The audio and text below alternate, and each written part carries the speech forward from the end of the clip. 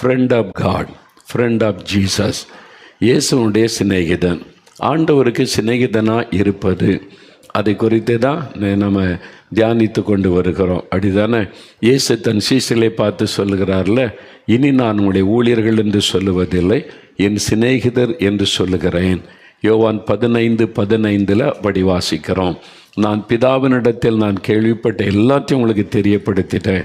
என் மனசில் எதையும் நான் மறைத்து வைக்கலை. ஏன்னா நீங்கள் என்னுடைய சிநேகிதர்கள், அதனால் எல்லாத்தையுமே நான் உங்களுக்கு வெளிப்படையாக சொல்லிட்டேன்னு சொல்லி ஆண்டவர் பேசுகிறார். 2 பேரும் ஃப்ரெண்டாக இருந்தால் 2 பேருக்குள்ள ஒளிவு மறைவே இருக்காது. அதைத்தான் நான் உங்களுக்கு சொன்னேன். பெற்றோர் பிள்ளைகளுடைய உறவில் கூட சில காரியம் மறைக்கப்படும். கணவன் மனைவி உறவில் கூட சில காரியம் மறைக்கப்படுவதை நம்ம பார்க்க முடியும். அதாவது சகோதரர்களுக்குள்ள கூட சில காரியம் மறைக்கப்படும். ஆனால் 2 பேர் ஃப்ரெண்டாக இருந்தாங்கன்னா ஒளிவு மறைவே இருக்காது.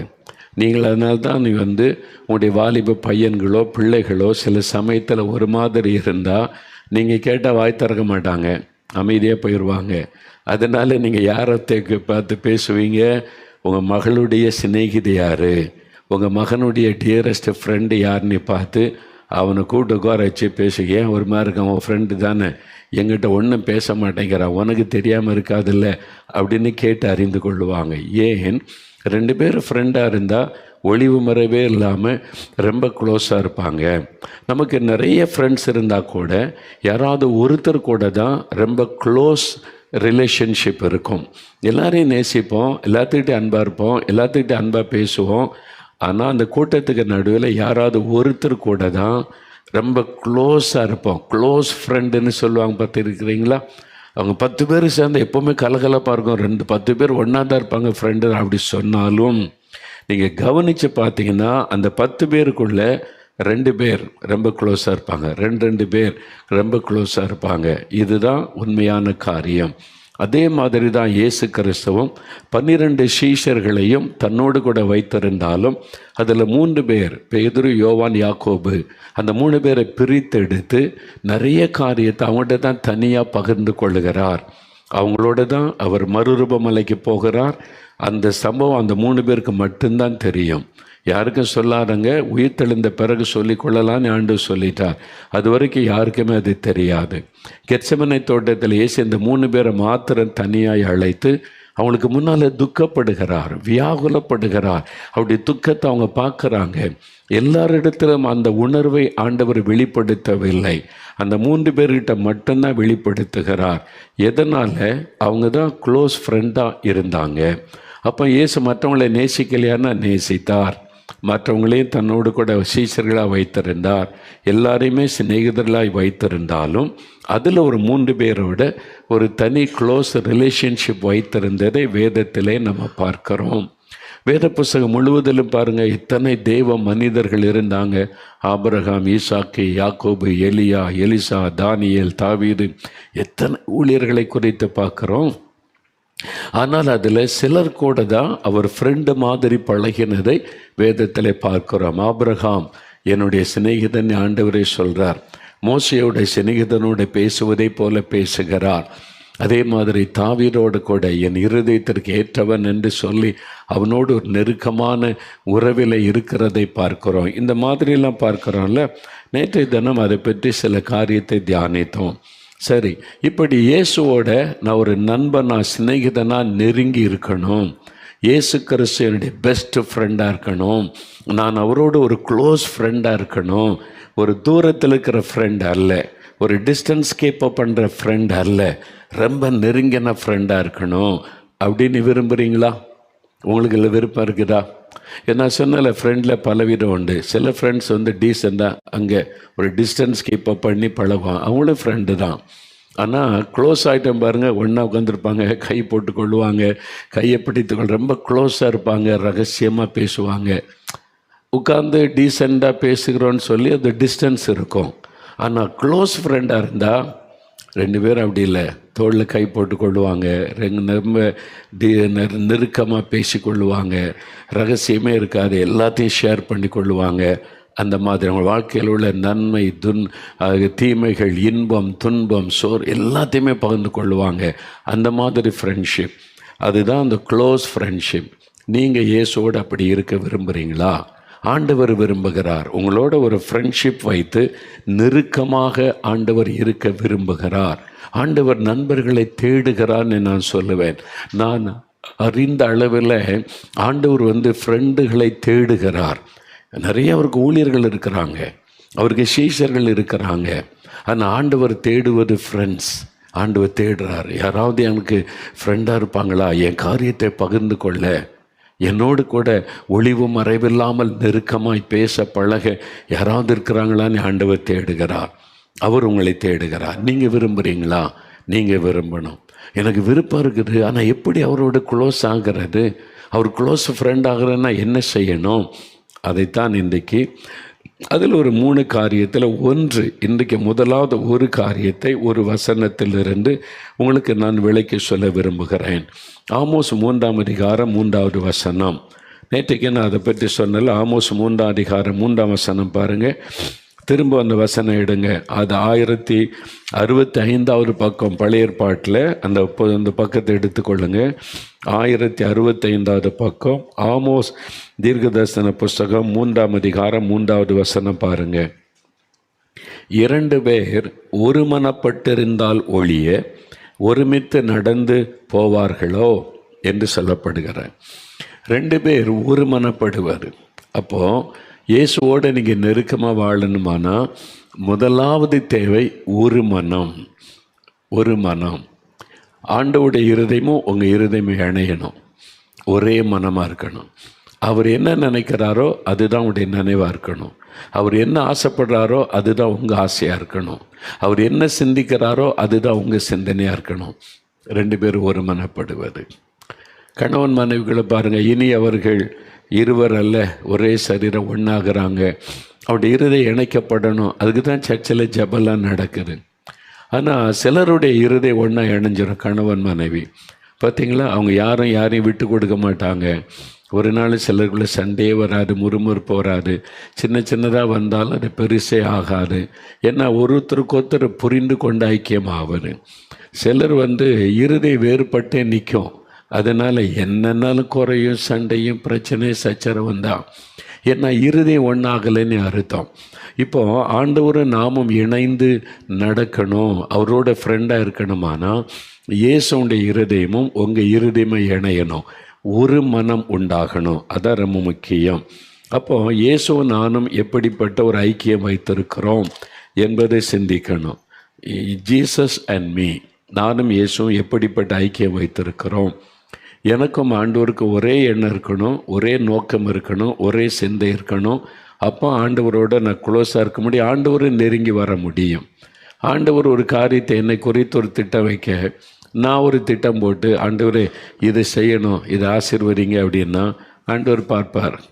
நான் ஒரு திட்டம் போட்டு கொண்டு வந்தால் அவன் வேறு ஒரு திட்டம்லாம் வச்சுருக்கிறான், என்ன பண்ணுறது? சரி, அவன் ஆசைப்பட்டதை செய்திருவோம், ஆண்டவர் செய்திருவார். ஆனால் ஒரு முழுமையான ஒரு சந்தோஷம் ஆண்டவருக்குள்ளே இருக்காது. அதே சமயத்தில் ஆண்டவர் என்ன நினைக்கிறாரோ, என்ன விரும்புகிறாரோ அதை செய்ய நான் அர்ப்பணித்து விட்டால் ஆண்டவருடைய உள்ள மகிழ்ச்சி அடையும். அப்போ ஆண்டவர் ரொம்ப க்ளோஸ் ஆகிடுவார். இப்படி ஒரே நாள் இது வராது. கொஞ்சம் கொஞ்சமாக ஆண்டவரை நெருங்கி ஆவியிலே ஒரு இணைப்பு வரணும். ஒரு ஆவியிலே ஒரு இணைப்பு வர வேண்டியது அவசியம். இப்போ உதாரணத்துக்கு சில காரியம் பார்க்கலாமா? ஆதியாகமம் 18ஆம் அதிகாரம் 18ஆம் வசனம் எடுங்க. வேத புஸ்தகத்தில் ஆபிரகாமை என் சிநேகிதன் அப்படின்னு ஆண்டவர் சொல்கிறார்ல. ஆதியாகமம் 18ஆம் அதிகாரம் 18வது வசனம் பாருங்கள். அங்கே வசனத்தில் ஆண்டவர் சோதம் கொமோர பட்டணம் அந்த பாவம் பெருகி பரலோகம் வரைக்கும் துன்மார்க்கம் பெருகினதுனால அந்த பட்டணத்தின் மீது நியாய தீர்ப்பு செய்ய ஆண்டவர் வருகிறார். அந்த பாவம் நிறைவானதுனால அதை அழிக்கும்படி பரலோகம் தீர்மானித்து விட்டது. அதற்காக ஆண்டவர் இறங்கி வரும்போது தான் ஆண்டவர் சொல்கிறாரு, நான் செய்ய போகிறதை ஆபிரகாமுக்கு மறைப்பேனோ. ஆண்டவரே சொல்கிறார், நான் ஒரு காரியம் செய்ய போகிறேன் பூமியில், அதை ஆபிரகாமுக்கு மறைப்பேனோ. இல்லை, நான் மறைக்க மாட்டேன், ஆபிரகாமுக்கு எல்லாத்தையும் நான் சொல்லுவேன். ஆண்டவர், நீ யோசித்து பாருங்க, வானத்தையும் பூமி உண்டாக்கின அவ்வளோ பெரிய தேவன் ஒரு சாதாரண மனுஷனிடத்தில் நான் செய்ய போகிறத அவனுக்கு மறைக்க மாட்டேன், நான் அவன்கிட்ட எல்லாத்தையுமே ஷேர் பண்ணுவேன், ஏன்னா அவன் எனக்கு நல்ல சிநேகிதன் அப்படின்னு ஆண்டவர் வருகிறார். வந்து தான் ஆண்டவர் சொல்கிறாரு, கர்த்தர் ஆபிரகாமுக்கு சொன்னதை நிறைவேற்றும்படியாய் அவன் தன் பிள்ளைகளுக்கும் தனக்கு பின்வரும் தன் வீட்டாருக்கும் நீங்கள் நீதியையும் நியாயத்தையும் செய்து கர்த்தருடைய வழியை காத்து நடவுங்கள் என்று கட்டளையிடுவான் என்பதை அறிந்திருக்கிறேன். ஆபிரகாம் பற்றி எனக்கு தெரியும், ஐ நோ ஹிம். நான் அவனை அறிந்து வைத்திருக்கிறேன். நான் அவனுக்கு ஒரு கட்டளை கொடுத்தால் அவன் பின்வரியர்களுடைய சந்ததிக்கும் இப்படி தான் நடக்கும்னு அவன் போதிப்பான், சொல்லுவான் என்பதை அறிந்திருக்கிறேன். அப்போ ஆபிரகாமுடைய இருதயத்தை தேவன் அறிந்து வைத்திருந்தார். நான் என்ன சொல்கிறேன்னா அது ஆபிரகாம் செய்வான். தன்னுடைய பிள்ளைகளுக்கும் தன்னுடைய சந்ததிக்கும் அதை போதிப்பான். ஆண்டு சாட்சி கொடுக்கிறார் பாருங்களேன். அதே மாதிரி என்னை குறித்து சொல்ல முடியுமா? உங்களை குறித்து சொல்ல முடியுமா? இந்த மகன், இந்த மகள், நான் என்ன சொன்னாலும் அதை 100% அப்படியே இவன் ஏற்றுக்கொள்ளுவான், அவள் ஏற்றுக்கொள்ளுவாள். நான் என்ன சொல்கிறேன்னா அதான் செய்வாங்க, கொஞ்சமாக பிசக மாட்டான் அப்படின்னு உங்களை குறித்து, என்னை குறித்து ஆண்டவர் சொல்ல முடியுமா? யோசித்து பாருங்க.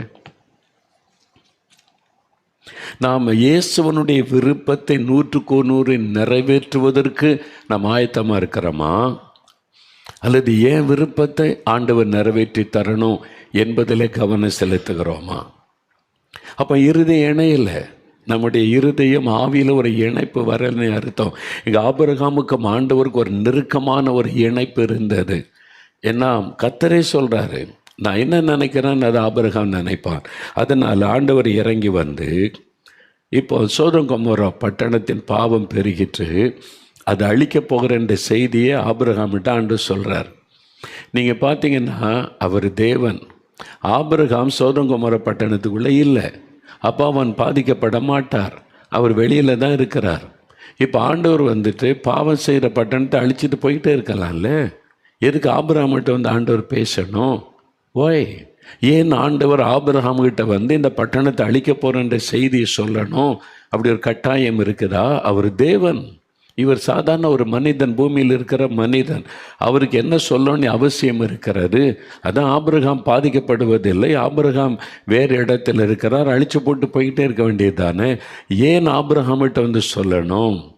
நீங்கள் நல்லா யோசிங்க, அதை நல்லா திரும்ப திரும்ப வாசித்து பாருங்கள். ஆண்டவர் வந்து இந்த பட்டணத்தை அழிக்க போகிற செய்தியை சொன்ன உடனே வேதம் சொல்லுகிறது 22ஆம் வசனம், ஆபிரகாமோ கர்த்தருக்கு முன்பாய் நின்று கொண்டிருந்தான். நின்று கொண்டு ஜெபம் பண்ணுகிறான். ஆண்டவருக்கு சமீபமாய் வந்து, ஆண்டவரே துன்மார்க்கரோட நீதிமானையும் அழிப்பீரோ? ஜெபிக்க ஆரம்பிக்கிறான். 50 நிமிடமாக இருந்தால் அழிப்பீரோ? அந்த ஜெபந்தான் தேவனுடைய உள்ளத்தை சந்தோஷப்படுத்தினது. இப்போ நாம் இருந்தால் என்ன சொல்லியிருப்போம்? சோதோம் கொமோரா பாவம் பெருகிட்டு ரொம்ப அநியாய அக்கிரமம், அதை அழிச்சிட போகிற மந்திரவாதம், பில்லிசோனியம், ஒரு தெய்வ பயமே இல்லை, அழிச்சிட போகிறேன்னா நம்மளே ரெக்கமெண்ட் பண்ணுவோம். ஆண்டவரே நானே சொல்லணும்னு இருந்தேன், தாங்க முடியல, ஒரே அநியாயம் அக்கிரமம், அழிச்சிருங்க ஆண்டவரே அப்படின்னு சொல்லியிருப்போம். ஆபிரகாம் அப்படி சொல்லியிருந்தா ஆண்டவர் என்ன நினச்சிருப்பார்? துக்கப்பட்டு போயிருப்பார். அப்போ என் இருதயத்தை ஆபிரகாம் புரிந்து கொள்ளலையே. ஒரு துன்மார்க்கனை அழிக்கணும்னா கூட தேவன் சந்தோஷமாக செய்வதே இல்லை. பாவியனுடைய மரணத்தை விரும்பாத ஒரு தேவன், அவங்க மனம் திரும்பி ரட்சிக்கப்படுவதைத்தான் ஆண்டவர் விரும்புகிறாரே தவிர பாவத்தினால ஒரு மனிதன் அழித்து விட வேண்டும் என்று ஆண்டவர் விரும்புவது இல்லை. பின் ஏன் அவர் அழிக்க வந்தார்? அவர் தன்னுடைய நீதியின்படி தண்டனை கொடுத்து அழிச்சு ஆகணும். அதனால் அவருடைய உள்ளத்தில் ஒரு துக்கம், அவர் ஒரு வேதனை இருந்தது. அந்த துக்கத்தை இப்போ நம்ம துக்கப்பட்ட உடனே என்ன சொல்கிற, ஃப்ரெண்டை தேடுவோம். உங்களுடைய உள்ளத்தில் ஒரு பாதிப்பு, உங்கள் அப்பா அம்மா திட்டாங்கங்க, உங்களுக்கு ஒரு துக்கம் வந்துட்டு உடனே நீங்கள் யாரை தேடுவீங்க? Dearest friend. ஃபோன் பண்ணி பேசுவீங்க, அல்லது நேரடியாக பையங்கள் இருந்தால் பைக்கு தூக்கிட்டு போயிடுவாங்க. எங்கே போனால் ஃப்ரெண்டு வீட்டுக்கு நேராக போய் அப்படியே முகத்தை பார்த்தாலே தெரிஞ்சிடும். உடனே பேசாட்டால் கோபத்தில் போய் அப்படி உட்காருவீங்க. பதில் கேட்டாலும் பதில் சொல்ல மாட்டீங்க. என்னடா ஆச்சு? வீட்டில் ஏதோ நடந்திருக்குது வீட்டில், அதனால தான் நீ துக்கத்தோடு வந்திருக்கிற. என்ன முகத்தை பார்த்து கண்டுபிடிச்சிருவீங்க. இல்லை நீ சம்திங் ராங், ஏதோ ஒரு பிரச்சனை சொல்லு என்கிட்ட. எங்கள் அப்பா அப்படி திட்டுறாருடா அப்படி சொன்னேன். ஓகே அப்பா தானே, ஆறுதல் படுத்தி சரிப்படுத்த முயற்சிப்பான் ஃப்ரெண்டு. ஏன்னா முகத்தில் தெரிஞ்சிடும் நீ பாதிக்கப்பட்டிருக்கிறங்க என்னை. அவன் பாதிக்கப்படும் போது உங்ககிட்ட வருவான், உங்களுக்கு தெரிஞ்சிடும் 2 பேர். அதே மாதிரி ஆபிரகாம் எப்படி தேவனை தேடி ஆண்டவரிடத்தில் தன் காரியத்தை சொல்லுகிறாரோ, இப்போ ஆண்டவுடைய உள்ளம் பாதிக்கப்பட்டிருக்குது, நான் அழிக்க வேண்டியது இருக்குதுன்னு துக்கம் இருக்குது. யார்கிட்ட அதை சொல்கிறது?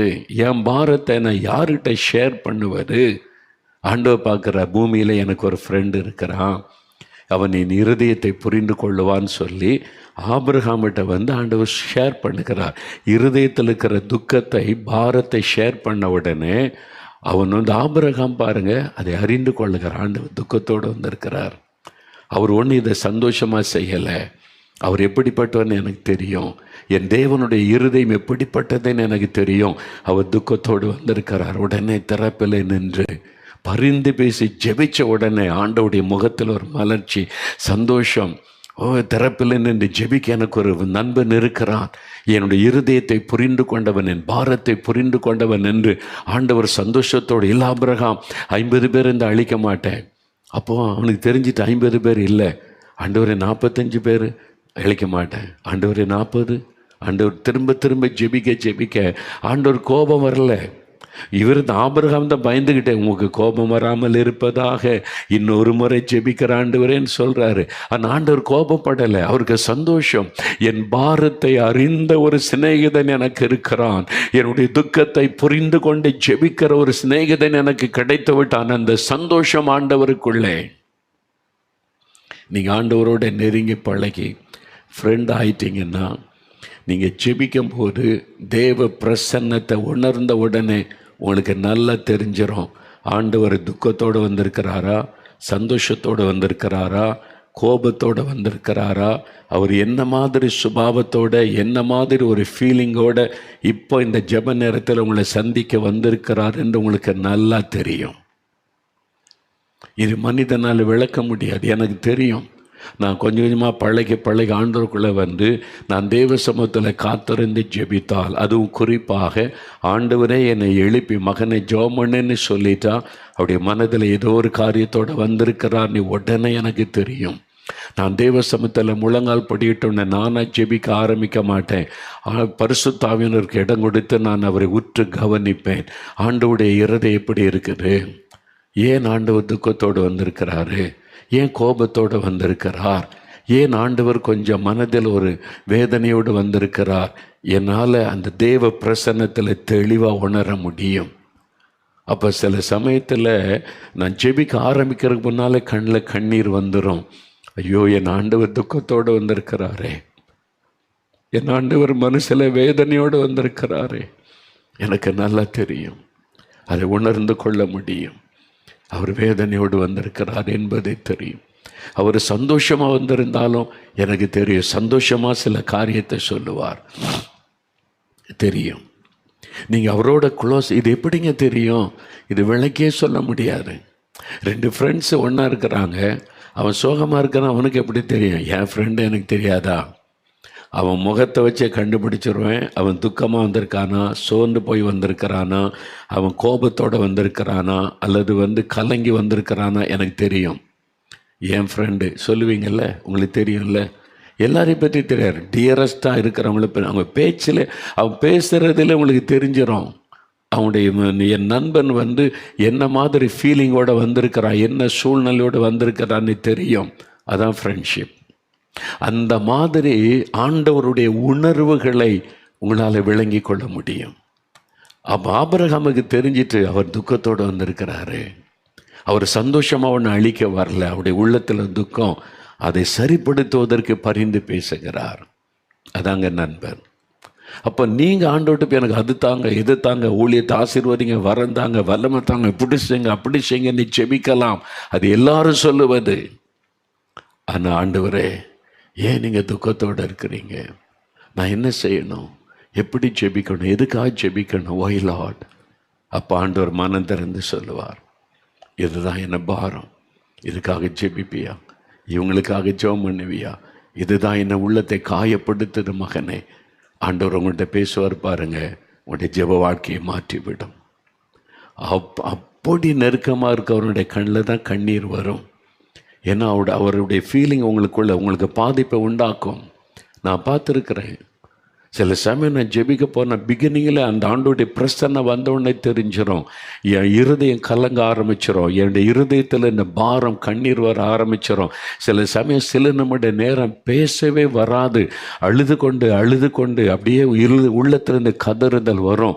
சில சமயத்தில் 2 ஃப்ரெண்ட்ஸ் சந்திக்கும் போது துக்கத்தை பார்த்தோன்னே அழுக வரும் தெரியுமா? அழுது போது சரி அவன் ரொம்ப துக்கத்தோடு இருக்க பொண்ணு பேசாத, அழட்ட விட்டுருங்க, அந்த மாதிரி ஒரு ஃபீலிங் வரும். ஆவிக்குரிய நிலைமையில் வரும். நீங்கள் இயேசுவோட ஃப்ரெண்டாக பழகி பாருங்கள், உங்களுக்குள்ள அது தெரியும். அப்போ தான் தெரியும். அல்லது உங்களால் அதை விளங்கி கொள்ள முடியாது. அதனால தான் சிலர் இந்த அனுபவம்லாம் புரிந்து கொள்ளாமல் இது கழணுமா அது கழணுமா, இயேசு சிலையில் செஞ்சு முடிச்சு அவங்க தத்துவம் பேசுவாங்க. அவங்க இயேசுவை அறியலை.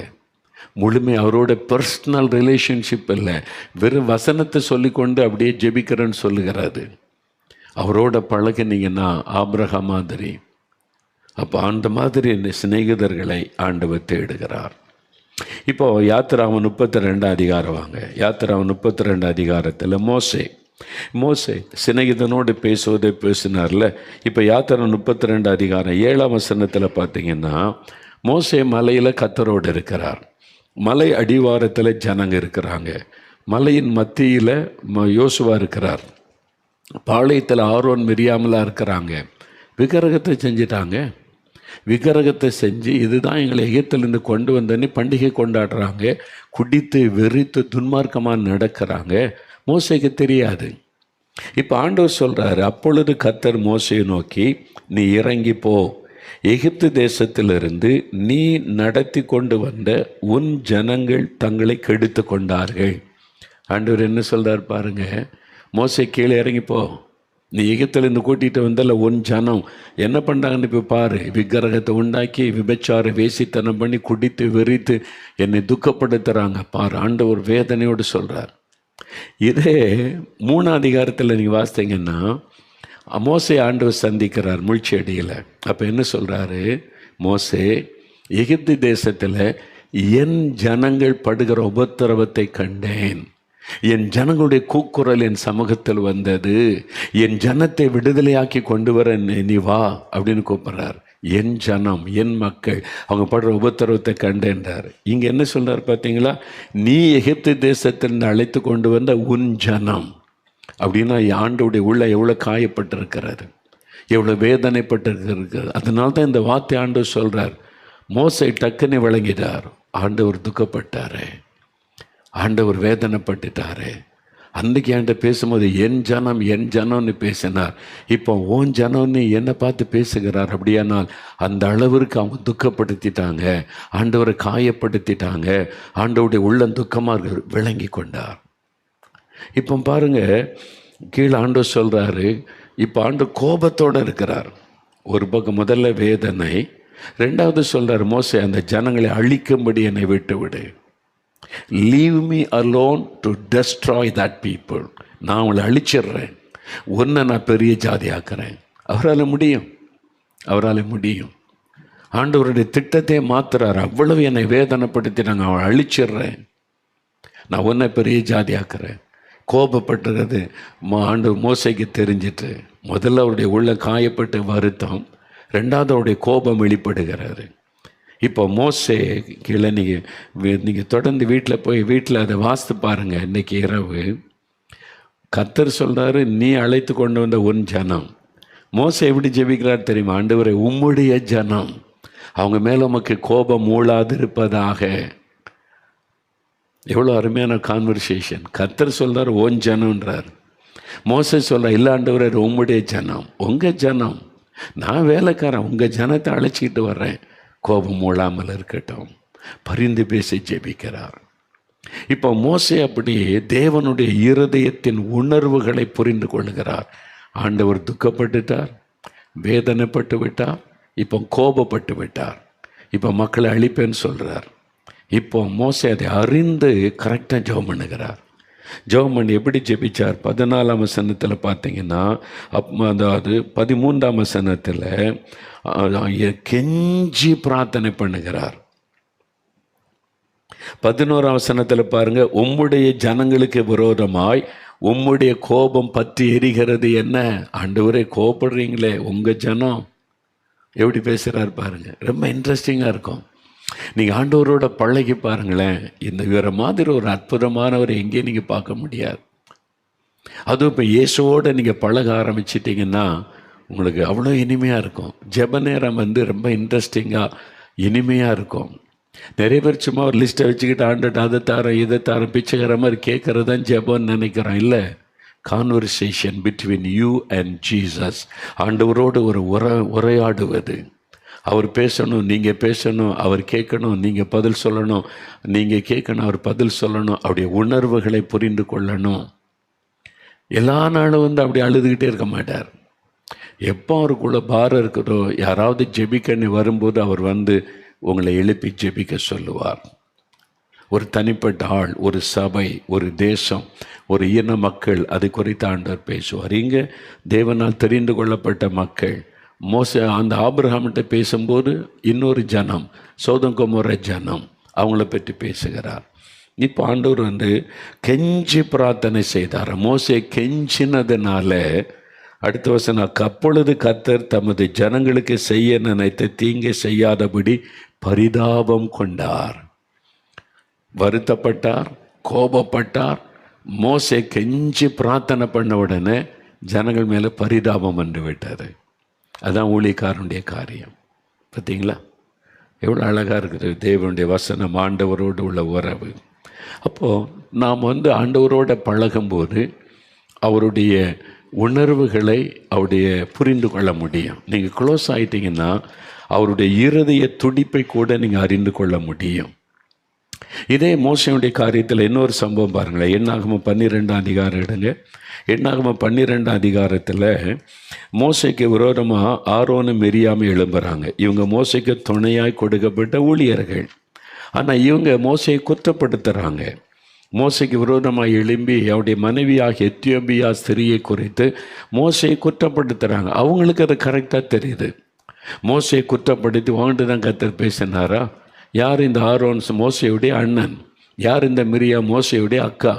அவர் தீர்க்கதரிசி, அவன் ஆசாரியன். ஆண்டவர் துணையாக ஆண்டவர் கொடுத்தார். இப்போ இவங்க 2 பேரும் ஒன்று சேர்ந்து மோசையை குற்றப்படுத்துகிறாங்க. நீ ரொம்ப ஒரு மாதிரி பேசிட்டு போகிற, வான்ட்டு தான் கர்த்தர் பேசினார், எங்கள்கிட்டையும் கர்த்தர் பேசுகிறார், நாங்களும் ஊழியக்காரங்க தான், எங்களுக்கும் தெரியும் அப்படின்னு சொல்லி அவனுடைய மனைவியை குற்றப்படுத்தி பேசுகிறாங்க. எத்தியோப்பியா ஸ்திரியை விவாகம் பண்ணியிருந்ததுனால குற்றப்படுத்தி பேசுகிறாங்க. அவங்களுக்கு அது தப்பாக தெரியுது, குற்றப்படுத்துகிறாங்க. மோசை ஒன்றுமே பேசலை. நீங்கள் வாசி பார்த்தீங்கன்னா மோசை ஒன்றும் அவருக்குள்ளே வருத்தம் வந்துட்டு, மோசைக்குள்ளே ஒரு வேதனை வந்து விட்டது. இந்த மாதிரி எனக்கு ஆண்டவர் துணையாக கொடுத்தவங்களே என்னை புரிந்து கொள்ளாமல் பேசுகிறாங்களே. இப்போ மோசையுடைய உள்ளம் துக்கப்பட்டதை தேவன் பார்த்தார். அங்கே கர்த்தருடைய உள்ளம் துக்கப்பட்டதை மோசை அறிந்து கொண்டு ஜெபம் பண்ணினார். இப்போ என் சிநேகிதன், மை ஃப்ரெண்ட் மோசஸ், அவனை காயப்படுத்துகிறாங்க, இவங்க துக்கப்படுத்துகிறாங்க. உடனே ஆண்டவர் என்ன செய்கிறார்? கர்த்தர் இறங்கி வந்துட்டார். மோசை ஒன்று கூப்பிடல, ஆண்டவரை பாருங்கள், என்னை பற்றி இப்படியெல்லாம் பேசுகிறாங்க, என்னை குற்றப்படுத்துகிறாங்க, பாருங்கள் ஆண்டவரை. மோசை பேசலை, மோசை அமைதியாக இருந்தார்.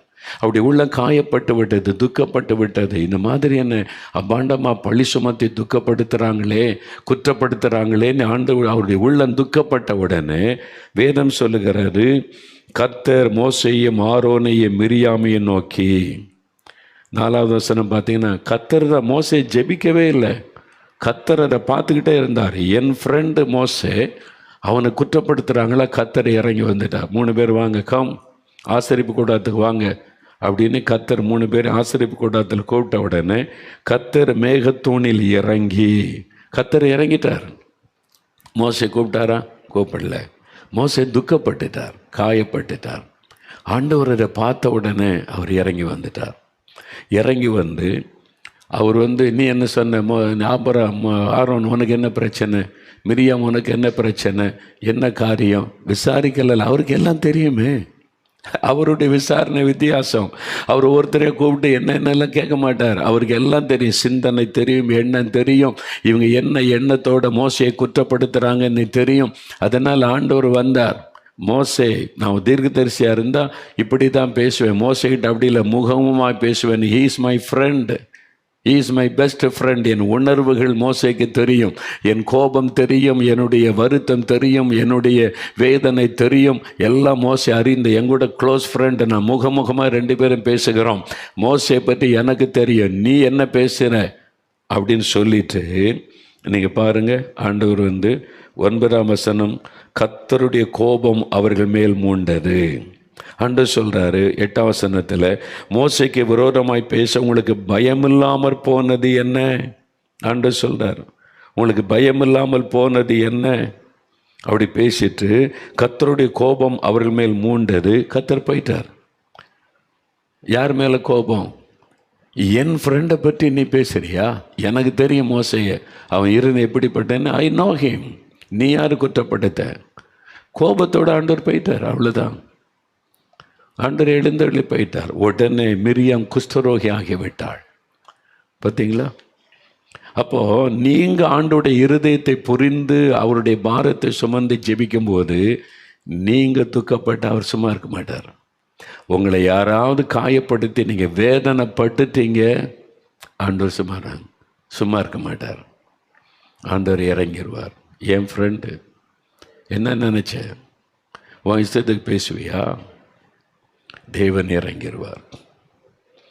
அவர் ஆறுதல் படுத்துவார். நான் எத்தனையோ முறை நான் துக்கப்பட்டுட்டு ஆண்டவர் எதுக்கு அழுகிற, எதுக்கு சொன்னு போகிறேன், யார் என்ன சொன்னானே, நான் உன்னை அறிந்திருக்கிறவன். I know you. உன் இருதயம் எனக்கு தெரியும், உன் சூழ்நிலை எனக்கு தெரியும். I can understand you my son. உன்னை பற்றி எனக்கு தெரியும். யார் என்ன சொன்னா என்ன, நீ சொன்னு போகாத. ஆறுதல் படுத்துவார். அவர் துக்கத்தோடு வரும்போது நான் கண்ணீர் விட்டு ஜெபிக்கிறதை பார்த்து அவருக்குள்ள ஒரு ஆறுதல். நான் துக்கப்படும் போது அவர் இறங்கி பேசுவார். பல சமயங்கள் நான் கண்ணீர் விட்ட சமயங்கள் அவர் எனக்கு சமீபமாய் வந்திருக்கிறார்.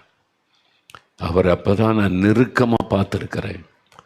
அவருடைய கரம் என்னை தொட்டதை, அவருடைய கரத்தினால் என் தலையை தடவி கொடுத்து பேசின அனுபவத்தை கூட ஒரு சமயத்தில் ஆண்டவர் எனக்கு கொடுத்தார். அவ்வளவு அன்பானவர். அவரோட ஃப்ரெண்ட்ஷிப் வச்சு பழகுங்க. அவர் எவ்வளோ அற்புதமான ஒரு ஆண்டவர் தெரியுமா? அவரை உங்களுடைய சிநேகிதனா, நீங்கள் அவருக்கு சிநேகிதனாய் மாற ஒப்பு கொடுங்க. அப்போது தேவனுடைய இருதயமும் உங்களுடைய இருதயமை இணையணும். இயேசுடைய சிந்தை தான் உங்கள் சிந்தையாக மாறணும். அப்படி தான் இந்த மோசையுடைய இருதயம் இருந்தது. அதனால தான் ஆண்டவர் அவனோட க்ளோஸ் ஆயிட்டார், உங்களோடு கூட. அப்போ தேவன் உங்களுக்காக அவர் பேசுவார், ஆறுதல் படுத்துவார். இயேசுவோட ஒரு மனம் அவசியம். அவருடைய சிந்தை, அவருடைய நோக்கம் உங்களுடைய நோக்கமாக மாறணும். ஸோ அவர் டிஜிஎஸ் தினகரன் அவங்கள பற்றி நான் ஏற்கனவே சொன்னேன். அவங்களுடைய இருதயம் எப்படி, அவங்களோட பழகி பார்த்தா தான் தெரியும், பழகினவங்களுக்கு தான் தெரியும். ஒரு சிறு பிள்ளை குழந்தையினுடைய இருதயம், அவனுடைய ஒரு கபடற்ற ஒரு இருதயம். எத்தனையோ முறை நான் அவன்கிட்ட பேசியிருக்கிற, சில சமயம் மணிக்கணக்காக பல காரியத்தை பேசியிருக்கிறாங்க. சில சமயத்தில் என்னை கூட்டு உட்கார வச்சுட்டு பிஏட்ட சொல்லுவாங்க, நானும் தம்பியும் பேசணும், நான் கூப்பிட வரைக்கும் வர வேண்டாம்னு சொல்லிடுவாங்க. 1 மணி நேரம் 2 மணி நேரம்லாம் பேசியிருக்காங்க. நான் அவங்க பேசுகிறத ரொம்ப கேட்டுக்கிட்டேன், நான் அதிகம் பேச மாட்டேன். அவங்க அப்போ சொல்லுவாங்க, தம்பி நான் யார்கிட்ட சொல்ல முடியும், அப்படி சொல்லியிருக்கிறாங்க. நான் என்கிட்ட ஷேர் பண்ணுவாங்க, நான் யார்கிட்ட இதெல்லாம் சொல்ல முடியும் தம்பி சொல்லுவாங்க. அவங்களுடைய இருதயம் இயேசுவோடு இணைந்து இருக்கும். இயேசுடைய சிந்தை தான் அவங்களுக்குள்ள, இயேசுடைய இருதயம் தான் அவங்களுக்குள்ள இருக்கும். ஒரு சமயம் சென்னையில் பேரின்ப பெருவிழா அநேக வருஷத்துக்கு முன்னால் நாங்கள் ஒரு கேம்ப் நடத்த போயிருந்தேன். நான் வந்திருப்பதை கேள்விப்பட்டு எனக்கு ஃபோன் பண்ணாங்க, தம்பி இன்றைக்கி பேரின்ப பெருவிழா கடைசி நாள் கூட்டம் மெட்ராஸ் கடற்கரை பீச்சில் நடக்குது, சேர நேரங்களில் நீங்கள் வரணும், என் பக்கத்தில் நீங்கள் இருக்கணும்னாங்க. சரி பிரதர்னு சொல்லிவிட்டு நான் அந்த கேம்பில் வேற ஆளை நடத்த சொல்லிவிட்டு மீட்டிங் போயிருந்தேன். என்னை கூட்டு பக்கத்தில் உட்கார வச்சுக்கிட்டாங்க. அப்போ என்கிட்ட பேசிக்கிட்டே இருந்தாங்க. அப்போ நீங்கள் பக்கத்தில் இருந்தால் எனக்கு ஒரு பலன், ஏன்னா நீங்கள் எனக்காக ஜெபிச்சுக்கிட்டே இருப்பீங்க அப்படி சொன்னாங்க. நான் பின்னால் உட்காந்து ஜெபம் பண்ணிக்கிட்டே இருந்தேன்.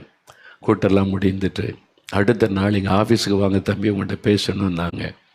நெக்ஸ்ட் டே கிரீன்வே சாலையில் இருக்கிற அந்த ஆஃபீஸுக்கு நான் போயிருந்தேன். பிரதரை சந்திக்க. நான் போனபோது சொல்ல, என்ன பிரதர் கூட்டம் நடத்துகிறாங்க, என்ன தம்பி கூட்டம் நடத்துகிறாங்க, ஏன் பிரதர்னு கேட்டேன். நம்ம ஊழியக்காரங்க மேடையில் போகிறோம், பிரசங்கம் பண்ணுறோம், 9:30 மணி ஆயிடுது கூட்டம் முடிகிறதுக்கு. பின்னால் கார்னிக்கு ஏறி வந்துடுறோம், நமக்கு கஷ்டம் இல்லை. ஆனால் ஜனங்கள் 2 பஸ் ஏறி போகணும்ல தூரமாக. நான் அந்த கூட்டம் நடத்துகிறவன்ட்ட சொன்னேன், பஸ் ஒழுங்கு பண்ணியிருக்கீங்களா, மக்கள் உடனே போகணும்ல, செஞ்சுருக்கீங்களான்னு கேட்டால் செஞ்சிட்டோன்ட்டாங்க. ஆனால் செய்யலை தம்பி. ஆட்கள்லாம் ஃபோன் பண்ணுறாங்க, ராத்திரி 10 மணிக்கெல்லாம் 10:30 மணிக்கெல்லாம் பஸ் இல்லாமல் அலைஞ்சிருக்கிறாங்க. எனக்கு ஃபோன் பண்ணி சொல்கிறாங்க, இவங்கெல்லாம் எதுக்கு கூட்டம் நடத்துகிறாங்க பாருங்கள். அந்த சாதாரண மக்களை குறித்த ஒரு உணர்வு யாருக்கு இருக்கும்? இயேசுவுக்கு. அதே இருதயம், அதுதான் கிறிஸ்து இயேசுவின் சிந்தை. அவங்களுக்குள்ள கூட்டம் நடத்துகிறாங்க, நல்லா செஞ்சுட்டாங்க, கூட்டம் நடந்தது போச்சுன்னு அந்த மகிழ்ச்சி இல்லை. அதுக்கு பதிலாக ஜனங்க கஷ்டப்பட்டாங்களே திரும்பி போகிற, அதுதான் இயேசு சொல்கிறார்ல, ஜனங்களுக்காய் பரிதபிக்கிறேன், நீ உங்களை சும்மா அனுப்பின வழியில் சோர்ந்து போவாங்களே அவங்களுக்கு நான் உணவு கொடுத்து அனுப்பணும். இயேசுவின் இருதயம். நான் சகோதரர்கள் பல முறை நான் பார்த்துருக்கிறேன். அவங்க சொல்லுவாங்க, ஜனங்கள் பாவம் தம்பி, அவங்க எப்படி போவாங்க, நான் அவங்கள்ட்ட எவ்வளவோ சொன்னேன், ஒழுங்கு பண்ணுங்க செய்யுங்கன்னு சொல்லி. அதுதான் இயேசுவின் இருதயம். இந்த மாதிரி இருதயம் நமக்குள்ளே இருக்குதா? இயேசு என்ன நினைப்பாரோ அந்த நினைப்பு நமக்கு இருக்குதா? இயேசு என்ன யோசிப்பாரோ அந்த யோசனை நமக்கு இருக்குதா? யோசித்து பாருங்க. நம்ம பெரும்பாலும் சுயநலமாக தானே இருக்கிறோம்ல. ஐ ஆம் சேஃப், எனக்கு எல்லாம் இருக்குது, எனக்கு வசதி, என்ன கொண்டு விட்டுருங்க, என்ன பாதுகாப்பு. ஜனங்கள் அதை அவங்க போய்கிடுவாங்க. ஆனால் பிரதர் டிஜே தினகரன் அவங்களுடைய அப்படி கிடையாது. இயேசுவின் இருதயத்தை நான் அவட பார்த்துருக்கிறேன், பல சமயத்தில் பார்த்துருக்குறேன், பல காரியத்தில் அவங்க ஷேர் பண்ணும்போது நான் அதை பார்த்துருக்குறேன். அந்த சுபாவம் அவங்களுக்குள்ள. அதனால தான் ஆண்டவர் அவ்வளோ அழகாக அவங்கள்ட்ட பேசுகிறார். அவ்வளோ ஆண்டவரோட க்ளோஸாக இருந்தாங்க அவங்க. எனக்கு அன்பானவர்களே, நம்முடைய வாழ்க்கையில் இயேசுவோடு கூட ஒரு நெருக்கமான ஒரு அனுபவம் தான், ஆண்டவரே உம்முடைய இருதயத்தை நான் அறிந்து கொள்ளணும், உம்முடைய நினைவுகளை நான் அறிந்து கொள்ளணும். பாருங்கள், ஆண்டவர் சொல்கிறாரு அப்போஸ்தலர் 13:22, தாவீதை என் இருதயத்திற்கு ஏற்றவனாய் கண்டேன், எனக்கு சித்தமானது எல்லாம் அவன் செய்வான். ஆண்டவர் என்ன சாட்சி கொடுக்கிறார்? David, a man after my own heart, என் இருதயத்திற்கு ஏற்றவன். என் இருதயம் தாவீதின் இருதயமை இணைந்திருக்கிறது. நான் என்ன நினைக்கிறேன்னு அதை தாவீதன் நினைப்பான். என் இருதயம் வேகமாக துடிச்சா தாவீதின் இருதயம் வேகமாக துடிக்க. என் இருதயத்தை அறிந்தவன், எனக்கு சித்தமானதுதான் அவன் செய்வான். என் ஆண்டவர் இதைத்தான் விரும்புவார், என் ஆண்டவர் இதைத்தான் சொல்லுவார், என் ஆண்டவர் இதைத்தான் செய்ய நினைப்பார், அதான் செய்வார். சில குறைபாடு தவறுகள் தாவீது வாழ்க்கையில் நடந்தது உண்மைதான். ஆனால் ஆண்டவர் சாட்சி கொடுக்கும்போது அதெல்லாம் ஒதுக்கிட்டு, அது 1-2 முறை மிஸ்டேக் இருக்கணும் மனிதர்கள், அதனால சில தவறுகள் இருக்கும், அதை தேவன் ஒதுக்கிட்டு அவன் பெரும்பாலும் அவன் என் இருதயத்திற்கு ஏற்றவன், எனக்கு சித்தமானதை செய்வான். ஆண்டவர் சாட்சி. உங்களை பற்றி என்னை பற்றி அப்படி சொல்ல முடியுமா? ஓ, இந்த மகள் என் இருதயத்திற்கு ஏற்ற மகள், அவருடைய சுயநலமே கிடையாது, நான் என்ன விரும்புகிறேனோ அதைத்தான் என் மகள் செய்வான். ஆண்டவர் உங்களை குறித்து சொல்ல முடியுமா? என் மகன் நான் என்ன விரும்புகிறேனோ அதைத்தான் அவன் செய்வான். என் இருதயத்திற்கு ஏற்றவன் உங்களை குறித்து சொல்ல முடியுமா? நான் இந்த வசனத்தை வைத்து அழுது ஜெபிச்சிருக்கிறேன் தெரியுமா? ஆண்டவரே, I want to be like this Lord. உங்களுடைய இருதயத்திற்கு ஏற்ற ஒரு மகனாக இருக்கணும் ஆண்டவர், அந்த கிருபை எனக்கு தாங்க. தாவீதுக்கு போல நான் உங்களுடைய இருதயத்திற்கு ஏற்றவனாக இருக்கணும். I want to be like that Lord. எனக்கு கிருபை தாங்கன்னு நான் கண்ணீர் விட்டு அழுது ஜெபிச்சிருக்கிறேன். உங்களுடைய இருதயத்திற்கு ஏற்றவனா நான் இருக்கணும், உங்களுக்கு விருப்பமானதை எல்லாம் நான் செய்யணும் ஆண்டவரே.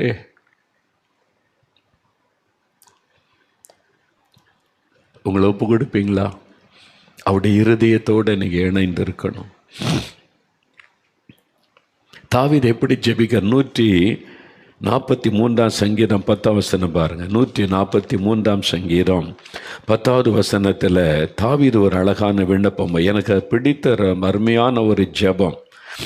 அவர் என்ன எழுதுகிறார் பாருங்க, உமக்கு பிரியமானதை செய்ய எனக்கு போதித்தருளும். Lord teach me to do your will. உமக்கு பிரியமானதை செய்ய எனக்கு போதியும். இந்த ஜெபத்தை என்னுடைய ப்ரேயர் ரூமில் நான் எழுதி வச்சிருக்கிறேன். அடிக்கடி இந்த ஜெபம் செய்வேன். பெரும்பாலும் தினமும் செய்திருவேன். உமக்கு பிரியமானதை செய்ய எனக்கு போதிங்க, கிருபை தாங்க. உங்களுக்கு பிரியமானதை செய்யணும். சில சமயம் நான் தவறு செய்திருக்கிறேன், பல சமயம் தவறு செய்திரு அப்புறம் உட்காந்து அழுதுருக்கிறேன். ஆண்டவரே, உமக்கு பிரியமில்லாத செஞ்சிட்டனே, என்னை மன்னிச்சிருங்க. உமக்கு பிரியமானதை செய்ய நான் விரும்புகிறேன். எல்லாவற்றிலும் எப்பொழுதும் இந்த வசனத்தை என்னுடைய ஜெபறையில் எழுதி வச்சிருக்கிறேன். அதை வைத்து நான் உமக்கு ஆண்டவரே, உமக்கு பிரியமானதை செய்ய எனக்கு போதி தரணும். என்னுடைய ஆஃபீஸ் ரூமில் கூட இந்த வார்த்தையை எழுதி வச்சுருக்கேன். ஏன்னா இது என்னுடைய ஜெபம். நான் அடிக்கடி ஜெபிக்கிற ஜெபம். என்னுடைய ப்ரேயர் டைரியில் எழுதி வச்சுருக்கிறேன். ஆண்டவரே, தாவீதை போல நம்முடைய இதயத்துக்கு ஏற்றவனாக இருக்கணும். உமக்கு பிரியமானதை செய்ய எனக்கு போதியும். அப்போது நீங்கள் அந்த மாதிரி இருந்துட்டா, நீங்கள் ஜெப நேரத்தில் ஆண்டவர் உங்களை சந்திக்கும் போது அவருடைய இருதயம் உங்களுக்கு தெளிவாக தெரியும். அவர் எந்த சூழ்நிலையில் என்ன இருதயத்தோடு உங்களை சந்திக்கிறார் இன்றைக்கு என்பது உங்களுடைய ஆவியில் தெளிவாக தெரியும். அந்த பாதிப்பு உங்களுக்குள்ள உண்டாகும். அதே பாதிப்பு, ஆண்டவருக்குள்ளே இருக்கிற பாதிப்பு உங்களுக்குள்ள உண்டாகும். உன் ஃப்ரெண்டு சோகமாக வந்துட்டான், நீ என்னடாச்சுன்னு அவன் கண்ணில் கண்ணீர் வந்த உடனே உங்கள் கண்ணில் கண்ணீர் கலங்கும், தெரியுமா? நீங்கள் உணர்ந்திருக்கிறீங்களா? என்னன்னே தெரியாது, உங்கள் ஃப்ரெண்டு அழுகிறான். அவன் அப்படியே அழுத உடனே, அதை பார்த்த உடனே உங்கள் கண்ணில் கண்ணீர் பெருக்கெடுத்துரும். ஓய், அவனுடைய பாதிப்பு உங்களுக்குள்ள வரும். என் ஃப்ரெண்டு அவன் சந்தோஷமாக வந்தால், என்னடா அன்றைக்கி ரொம்ப உங்கள் முகம் மலர்ந்துடும். பார்த்துருக்கீங்களா? டியரஸ்ட் ஃப்ரெண்டாக அந்த நீங்கள் கற்பனை பண்ணி பாருங்கள், தெரியும். சந்தோஷமாக பேச, என்னடா நீ சந்தோஷமாக வந்திருக்க, என்ன ஹாப்பியா சொல்லு எனக்கு அப்படின்னு சொல்லுவோம். அது சோகமாக வந்தால் உங்கள் குரல் சோகமாயிரும். அவன் அழுகிறத பார்த்தோன்னே அவனுடைய இருதயம் பாதிக்கப்பட்டுரும், உங்கள் கண்ணு கலங்கிறோம். உணர்ந்திருக்கிறீங்களா? இதே தான் ஜெபத்தில் இயேசுவோடு பழகிறதுல உண்டாகும். அதான் அவனுடைய சிநேகிதனாகுவது. அதில் சில அனுபவங்கள் நமக்கு இன்றைக்கி முழுமையாக என்னால் சொல்ல முடியாது. அடுத்த வாரத்தில் இதனுடைய தொடர்ச்சியை நம்ம தியானிக்க போகிறோம். இது ஒன்று தான் இப்போ பார்த்துருக்குறோம். இன்னும் சில காரியம் இருக்குது. அவர் ஆண்டவரோடு ஒரு ஃப்ரெண்டாக இருக்குன்னா நம்ம எப்படி இருக்கணும்? முதல்ல தேவனுடைய இருதயத்தை அறிந்து அவருடைய இருதயமாக நம்முடைய இருதயம் மாறணும். அவரோட இருதயத்தில் இணைக்கப்படணும். 2 பேருடைய இருதயம் இணைக்கப்படணும். அதான் ரொம்ப முக்கியம். ஒரே சிந்தை, ஒரே நோக்கம், ஒரே எண்ணம் நமக்குள்ளே உண்டாகணும். கிறிஸ்து இயேசுவில் இருக்கிற சிந்தையே உங்களில் இருக்க கடவுதுன்னு வாசிக்கிறல்ல, சும்மா வாசித்துட்டு போகிறோம். அந்த சிந்தை, இயேசு இதை எப்படி பார்ப்பார், இயேசு இந்த சூழ்நிலையில் எப்படி நடந்து கொள்ளுவார், இயேசு இந்த இடத்துல எப்படி ரியாக்ட் பண்ணுவார், இயேசு இந்த காரியத்தை கேள்விப்பட்டால் என்ன செய்வார், தெரியும். அதனால தான் சொல்ல, சில காரியம் வந்து பேசும்போது சபையில் நடக்கிற சில காரியம் நான் ஜெபரையில் போன உடனே அது என்னை பாதிக்கும். தேவன் அவர் என்ன துக்கத்தோடு அதை பேசுகிறார் என்று எனக்கு தெரியும். அதான் சொன்னேன், நேற்று சொன்ன தூத்துக்குடியில் 13 பேர் சுட்டு கொல்லப்படுறாங்க. அந்த செய்தி கேட்ட உடனே என் மனதில் ஒரு பாதிப்பை. நான் தேவ சமூகத்தில் போய் ஜெபிக்க போனால் கண்ணில் கண்ணீராக வருது, அழுகையாக வருகிறது. ஆண்டவரே, ஏனென்றால் தேவன் துக்கப்படுகிறார். அநியாயமாய் ரத்தம் சிந்தப்பட்ட அந்த வேதனை ஆண்டவருக்குள்ள, அந்த பாரம் என்னை தாக்குகிறது. அதுதான் எனக்குள்ளே கண்ணீரை கொண்டு வருகிறது, அழுகையை கொண்டு வருகிறது. அழுது ஜெபிக்கும் போது தேவன் பதில் கொடுக்கிறார், நான் என்ன செய்ய போகிறேன் என்று. இப்படி ஒரு சபையில் கலாட்டா நடக்குது, பிரச்சனை வருது, பேப்பரில் செய்தி ஆண்டவர் துக்கப்படுகிறார்னு ஒன்று என்னை பாதிக்கிறது. நான் ஜெபிக்க போனால் அது என் இருதயத்தை உடைக்கிறது, கண்ணீரை கொண்டு வருகிறது. என்னால் தேவனுடைய உள்ளத்தை, இயேசுவின் உள்ளத்தை அது பாதிக்கிறது. எனக்கு தெரியும். அந்த செய்தி கேள்விப்பட்டவுடனே என் ஆவியிலே உணரும் போதே இயேசுடைய இருதயம் அதை எப்படி எடுத்துக்கொள்ளுகிறது, அதனால் இயேசுடைய இருதயத்தில் என்ன பாதிப்பு வருகிறது என்பதை என் ஆவியிலே உணர்ந்து கொள்ள முடியும். ஒரு கூட்டத்தில் போனோடனே திரளான மக்களை பார்த்த உடனேயே சில சமயம் கண்ணில் கண்ணீராய் வரும், அழுகையாக வரும். அப்போ அந்த ஆண்டவர் இந்த மக்களை எப்படி பார்க்கிறாரோ அந்த உணர்வு எனக்குள்ளே வரும். அப்போ அந்த மக்களுக்கான ஒரு அழுகை கண்ணீர். சில சமயம் கூட்டத்துக்கு போக முன்னாலேயே நான் சொல்ல அந்த அற்புத பெருவிழாவில் சில சமயம் ரூமில் ஜெபிக்கும் போதே ஜெபிக்க ஆரம்பித்தாலே கண்ணீராக வரும், அழுகையாக வரும். தேவன் ஜனங்களுக்காய் பரிதபிக்கிறார். இந்த ஜனங்களுக்காக நான் பரிதபிக்கிறேன். இவ்வளோ பாடுகள் இந்த நெருக்கத்துக்கு மத்தியில் இருக்கிறாங்க, பாதிப்புகளுக்கு மத்தியில் இருக்கிறாங்க. இந்த ஜனங்களுக்காக பரிதபிக்கிறேன். அது இந்த நாள் முழுவதும் என்னை பாதிக்கிறதை நான் உணர்ந்திருக்கேன். இருந்தால் இயேசுடைய இருதயம் ஜனங்களுக்காய் பரிதபிக்கிறது, அது தெரியும். அப்படி நீங்கள் இணைஞ்சிட்டிங்கன்னா நீங்கள் பெஸ்ட் ஃப்ரெண்ட் ஆயிடுவீங்க. இயேசு நீங்களும் பெஸ்ட் ஃப்ரெண்ட் ஆயிடுவீங்க. இது எனக்கு ஒரே நாளில் கிடைச்ச அனுபவம் அல்ல. நான் இதை பற்றி அறிந்து கொண்டு ஜெபித்து ஆண்டவரை நெருங்கி வந்து தான் கொஞ்சம் கொஞ்சமாக ஆவியானவர் அந்த அனுபவத்துக்குள்ளே கொண்டு வந்து அதனால் இப்போ நான் தேவ சமூகத்தில் முழங்கால் போட்ட உடனே எனக்கு தெரிஞ்சிடும். எனக்கு உடனே ஆவியில் தெரிஞ்சிடும் ஆண்டவர் என்னை எதிர்பார்க்கிறார், என்ன காரிய செய்தியோடு என்னை சந்திக்க வந்திருக்கிறார், எனக்கு தெளிவாக தெரிஞ்சிடும். எனக்கு அன்பானவர்களே, இதே மாதிரி அனுபவத்தில் அநேகர் இருக்கிறீங்க, எனக்கு தெரியும். பலருக்கு இந்த அனுபவம் இருக்குது. ஆனால் இதுதான் உங்களுக்கு சொல்ல தெரியல. நான் அதை விலைக்கு சொல்கிறேன், உங்களுக்கு அந்த அனுபவம் இருக்குது. நீங்கள் ஜெபிக்க போனால் அழுகிறீங்க, தேவ பிரசன்னம் உங்களுக்குள்ளே வரும்போது இருதயம் கசக்கி பிழியப்பட்டதை உணர்கிறீங்க, அழுகிறீங்க, அந்நிய பாஷையில் கண்ணீரோடு ஜெபிக்கிறீங்க. காரணம் ஆண்டவர் தன்னுடைய பாரத்தை உங்களுக்குள் வைக்கிறார். உங்களுக்கும் இந்த அனுபவம் இருக்குது. நிறைய பேர் இந்த அனுபவத்தோடு இருக்கிறீங்க. ஆனால் இதுதான் உங்களுக்கு தெரியல, அவ்வளவுதான். இந்த மோசே, ஆபிரகாம், தாவீது இதை தியானிச்சாலும் உங்களுக்கு விளங்கிவிடும். ஆனால் இயேசு கெத்செமனை தோட்டத்தில் தன் சீஷரிட துக்கப்படுறாரு, வியாகுலப்படுகிறாரு. அப்போ அவங்க விளங்கி கொள்ளவே இல்லை, அதை புரிந்து கொள்ளவே இல்லை. நம்மகிட்ட வந்து ஏன் ஆண்டவர் துக்கப்படணும்னு நீ விளங்கி கொள்ளவில்லை. அதனால தான் அவங்களால ஜெபிக்க முடியல. ஆனால் சில சமயம் ஆண்டவர் ஒரு காரியம் சொல்லிட்டா சில சமயம் பல மணி நேரம் அந்த பாரம் அழித்து கொண்டே இருக்கும், ஜெபம் வந்து கொண்டே இருக்கும், தூங்க முடியாது, சாப்பிட முடியாது. ஆண்டவருடைய இருதயத்தின் பாரம் இருதயத்தை அழித்து கொண்டே இருக்கும். சில மணி நேரம், சில சமயத்தில் சில நாட்களாக அந்த துக்கம் தொடரும். நெகேமியா பாருங்க, சில நாளாய் துக்கித்து அந்த பாதிப்பு நமக்கு அவளை வரும்போது நமக்கு தெரியும். நீங்கள் அவருக்கு ஃப்ரெண்டாக இருக்க விரும்புகிறீங்களா? அப்போ ஆண்டவரை தாவீதை போல உம்முடைய இருதயத்திற்கு ஏற்றவனாக இருக்கணும். மோசையை போல உம்முடைய இருதயத்தின் பாரத்தை நான் புரிந்து கொள்ளணும். ஆபிரகாமை போல உங்களுடைய வேதனை நான் புரிந்து கொள்ளணும். அந்த இருதயத்தை எனக்கு தாங்க. நான் உங்களோட நெருங்கின ஒரு ஃப்ரெண்டாக இருக்க விரும்புகிறேன்னு ஒப்பு கொடுத்தா அவர் ரொம்ப ஆசையோடு இருக்கிறார். தன்னுடைய உள்ளத்தை ஷேர் பண்ணி தன்னோட காரியத்துக்காக ஜெபிக்க வைக்கிறதற்கு ஃப்ரெண்டுகளை தேடுகிறார். நீங்கள் ஒப்பு கொடுப்பீங்களா? இன்றைக்கு ஒப்பு கொடுக்குறீங்களா? வாலிப தம்பி, வாலிப மகளே, சின்ன பிள்ளைகள் கூட, ஐயா ஊழியர்கள் ஒப்பு கொடுப்பீங்களா? இன்றைக்கி அவருக்கு ஊழியர்கள் தேவையில்லை, அவருடைய பாரத்தை புரிந்து கொண்டு செயல்படுகிற ஆட்கள் அவருக்கு தேவை.